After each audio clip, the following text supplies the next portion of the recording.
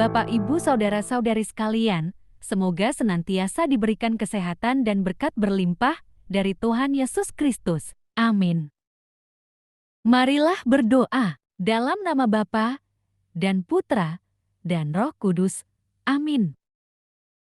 Ya Tuhan, puji dan syukur kami boleh mendengarkan dan merenungkan firman-Mu. Semoga kami dapat melakukan kehidupan kami sesuai dengan firman-Mu. Amin. Bacaan dari kitab Matius 21, 12-22, Senin 29 November tahun 2021.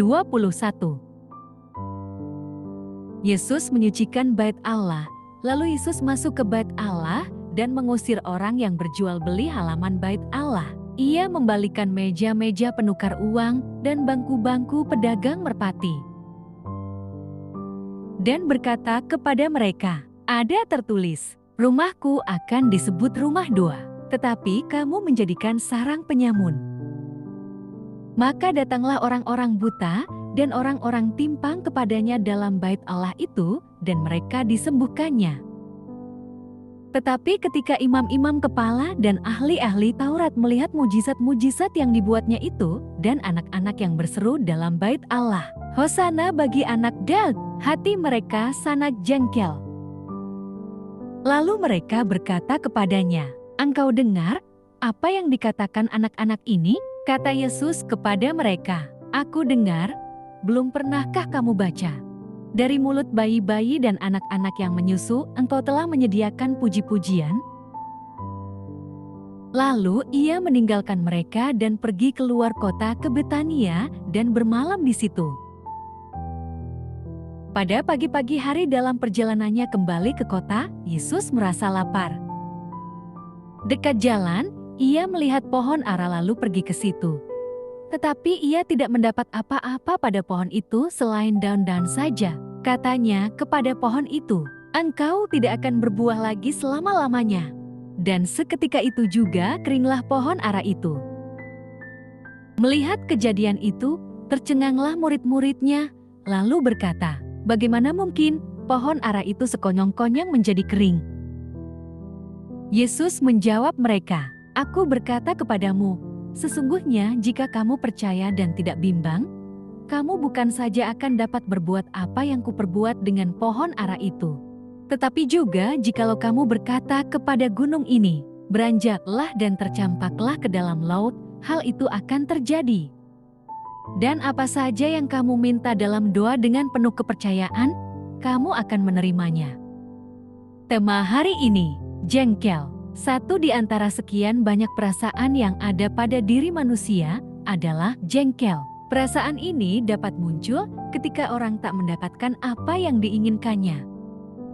Rasa ini ada pada setiap orang, tua muda, besar kecil kaya miskin, laki-laki atau perempuan. Aspek yang membedakan adalah respons orang tersebut ketika perasaan itu datang.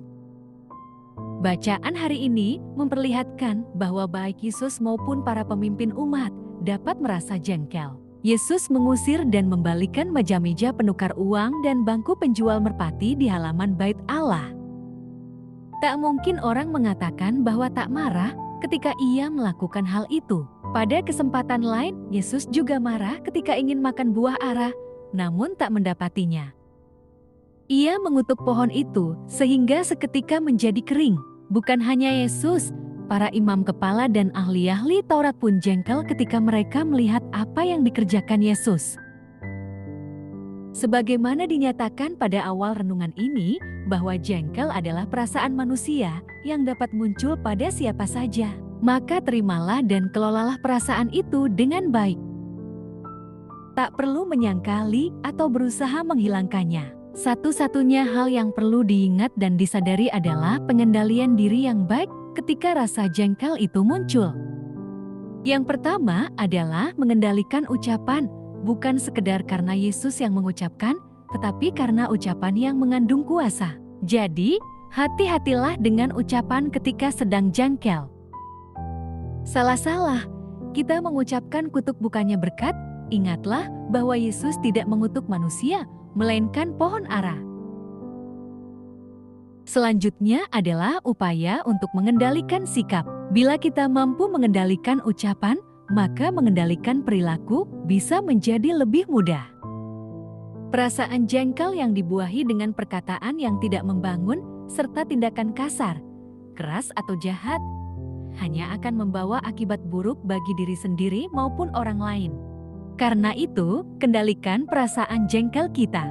Demikianlah sabda Tuhan. Terpujilah Kristus. Terima kasih Tuhan, kami telah mendengarkan firman-Mu. Semoga kami dapat mengendalikan segala amarah kami. Berilah juga kesabaran dalam menghadapi segala perkara hidup kami. Amin. Terima kasih Bapak, Ibu, Saudara-saudari sekalian telah mendengarkan dan merenungkan firman Allah. Semoga senantiasa diberkati oleh Bapa dan Putra dan Roh Kudus. Amin. Tidak lupa kami mengucapkan terima kasih atas atensi dan dukungan kepada channel kami. Semoga diberikan kesehatan dan berkat dari Tuhan Yesus Kristus. Amin.